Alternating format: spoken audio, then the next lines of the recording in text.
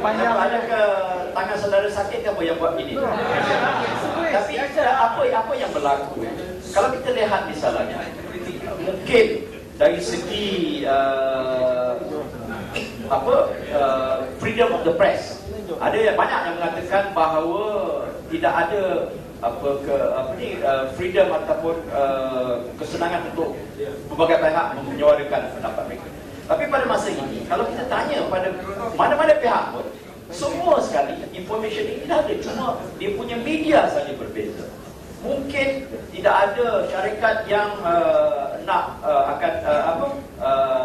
membuka ataupun dibenarkan untuk buka surat khabar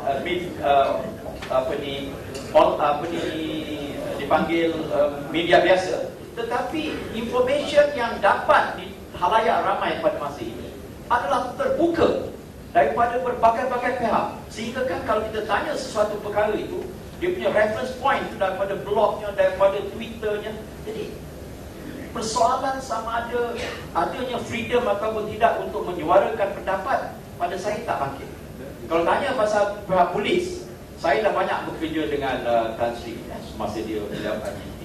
Kita punya tugas adalah untuk menentukan bahawa keintegritian polis ini boleh dipertingkatkan, dan kita banyak berusaha dan banyak ada result. Boleh dipertingkatkan lah. Ya, memang boleh. Mana-mana pun. Saya ingat Datuk Moderator pun boleh pertingkatkan. Ya, saya sudah mempertingkatkan. Apa yang saya sebutkan di sini, bukan negara kita ni bukan semua 100% perfect. Negara kita ni bukan 100% perfect. Tidak ada perfect. Tapi banyak. Semalam kita dikeluarkan CPI Index ataupun Corruption Perception Index, rasuah meningkat, tetapi banyak lagi ruang untuk kita meningkat. Ini bermakna bahawa semua orang perlu membantu antara satu sama lain. Ya, memang ada sistem kita yang perlu diubah, saya akui, tapi kita perlu sama-sama. Jangan kita nak menuduh ataupun memberi tomahan yang tidak membantu. Okey, Tan Sri dan juga Datuk dan semua. Saya rasa kita sudah sampai ke pusingan kedua. Pusingan ini kalau saya tidak silap, kita akan hala dengan soalan-soalan sama ada daripada bawah ataupun barangkali daripada saya sendiri.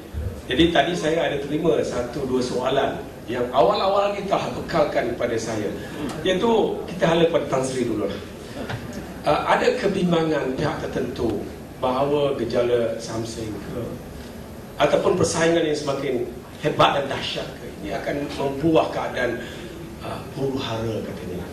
Apakah itu satu cara untuk membantu pihak pemakan daripada mara supaya mereka ini tidak disokong, ataupun polis sendiri merasa sedemikian bahawa keadaan boleh membawa kepada sesuatu yang menggerunkan selepas pilihan raya berlangsung dengan kemenangan besar pihak itu ataupun pihak ini? Ramai di kalangan anggota masyarakat mula bimbang, apakah ini suatu propaganda, suatu imej yang diada-adakan untuk muslihat tertentu? Terima kasih. Beginilah yang saya kata, setiap negara demokrasi kita memerlukan pembangkang juga. Kerana kalau sebuah negara itu tadi hanya tidak ada pembangkang, maka kerajaan yang sedia akan bermaharaja lela pula, no check and balance, right? Jadi pembangkang perlu, tetapi kita berkehendakan pembangkang yang berkualiti. Yang berkualiti bermakna di sini yang tahu peranan dia, bukan main bangkang-bangkangnya. Ini main bangkang-bangkang je tak boleh. Kita tahu peranan dia, satu. Yang nombor dua yang saya katakan di sini, tuan-tuan dan tuan-tuan berhak untuk mengadakan perhimpunan awal. Ya, boleh berarak ataupun boleh muat. Tetapi di Malaysia ni saya lihat, bila you nak adakan perhimpunan sampai you tutup jalan raya, itu tak boleh. Tutup jalan raya. Bukan tutup jalan raya, you pasal you sampai berjalan di atas jalan raya ramai-ramai. Tak boleh begitu. Kalau di negara barat, kalau di negara barat, kalau saya cakap dulu, kalau di negara barat, kalau you nak buat perhimpunan ke, nak berarak ke, polis akan escort. Jangan ramai-ramai. Tetapi oleh kerana you ramai-ramai, kau jalan, ini masalah dia dah satu kesalahan berlaku.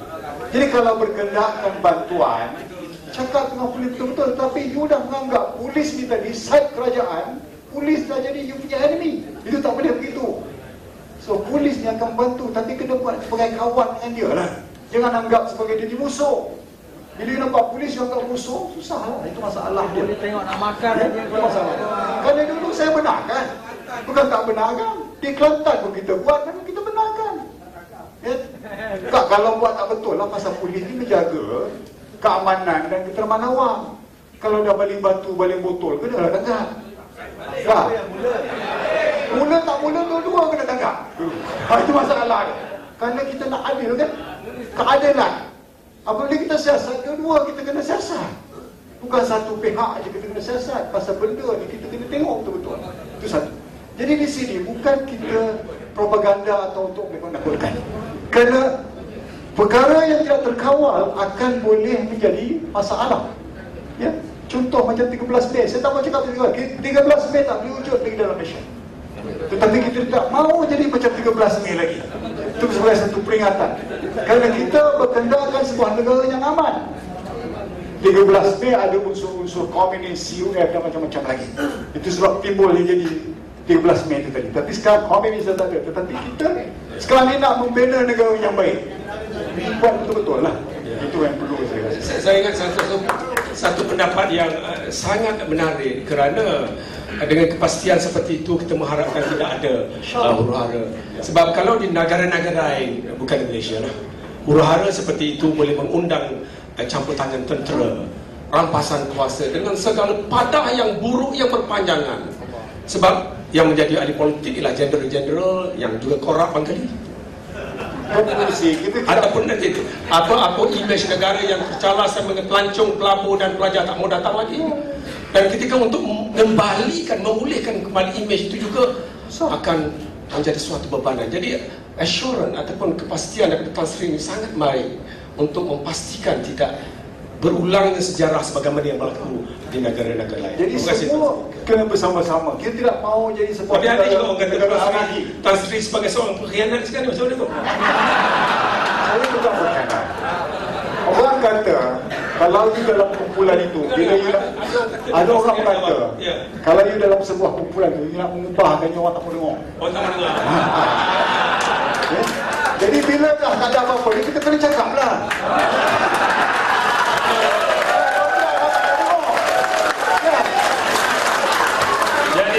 Ini adalah untuk kepentingan anggota-anggota kita sendiri. Jadi itu seorang pendekar yang dianggap pengkhianat.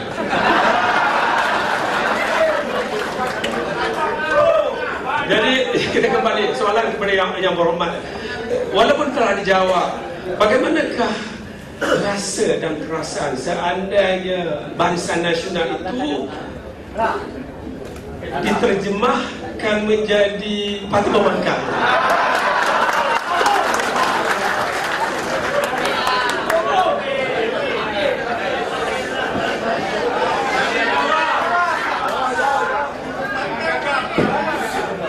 Yang gagap bukan saya, yang gagap dia insyaAllah. Terima kasih Datuk Pengerusi. Barisan Nasional telah membentuk kerajaan daripada zaman kita merdeka, dan ia akan memastikan Barisan Nasional ini akan diteruskan oleh rakyat.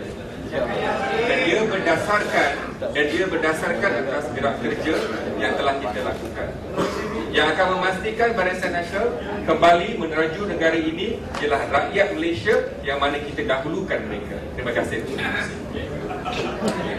Jadi bagi yang berhormat tak ada masalah lah. Cuma kita tak pasti yang lain bermasalah atau tidak, kan? Sebab maklum sajalah, bila kalah kisah lama 30 tahun, 40 tahun dulu terbongkar. Jadi yang berhormat tak ada masalah tu. Itu.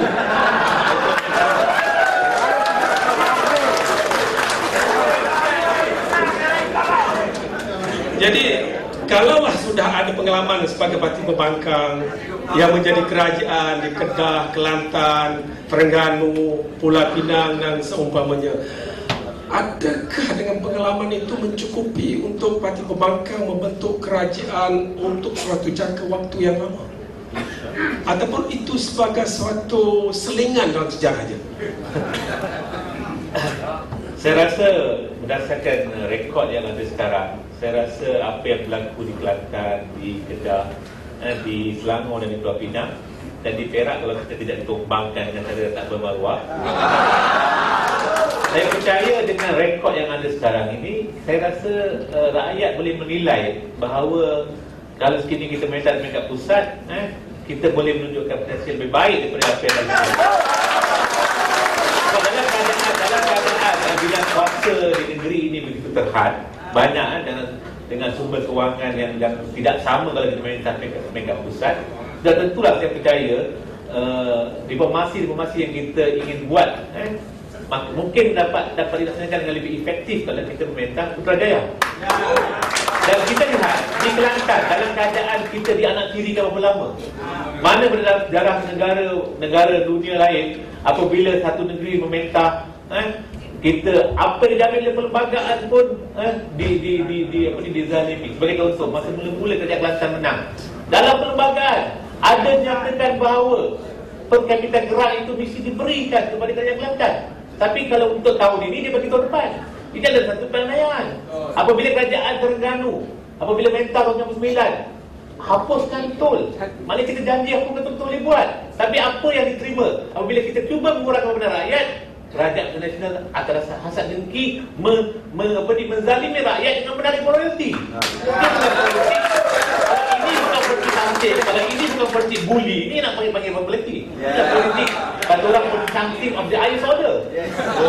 Tidak menghormati pilihan rakyat dengan mendera rakyat apabila kerajaan yang sama ingin membantu rakyat. Dan apabila kerajaan Kelantan tapi royalty yang ada agreement mereka tak memberi. Tapi bila kerajaan faham diberitakan akan ada petrol, tiba-tiba nada pihak bersentuhan dan lain. Sedangkan dia tidak mengetahui dan dia mungkin tidak menjangkakan kalau dia beri royalty kepada kerajaan faham, mungkin juga kerajaan baru yang akan menerima royalty tersebut. Gampang dia. Saya percaya rakyat dah matang, rakyat dah dapat menilai bahawa dalam keadaan kungkungan, dalam keadaan halangan yang tidak bermaruah, tidak bertamadun dilakukan kerajaan Kelantan masih lagi berupaya menunjukkan rekod prestasi yang baik, dan ini seharusnya menjadi ukuran rakyat untuk membuat perubahan yang lebih besar di peringkat pusat. Maknanya penafian royalty itu sebagai politik samsing lah. Kalau orang hanya something dia boleh buat begitu. Betul tak? Something ini dia tidak terkawal oleh undang-undang. Dia tidak melihat undang-undang, agama tak jauh sekali. Kalau mereka berpegang kepada agreement dalam Islam, al-muslimun ala syurutihim, orang Islam terikat dengan dia. Rasulullah kata, ya ayyuhallazina amanu aufu bil uqud, wahai umat dalam kamu tunaikan janji. Ada janji kita kena tunaikan. Tanpa mengira warna politik, tanpa mengira hati mana mereka. Kalau mereka diberi mandat dari rakyat, ada perjanjian, sepatutnya negara yang begini, negara peringkat pusat seharusnya tidak mengkhianati perjanjian ini. Kenapa harus dizalimi rakyat yang tidak berdosa kerana hanya memilih sebuah parti yang tidak sama dengan di peringkat pusat? Ini bagi saya adalah something of the iceberg.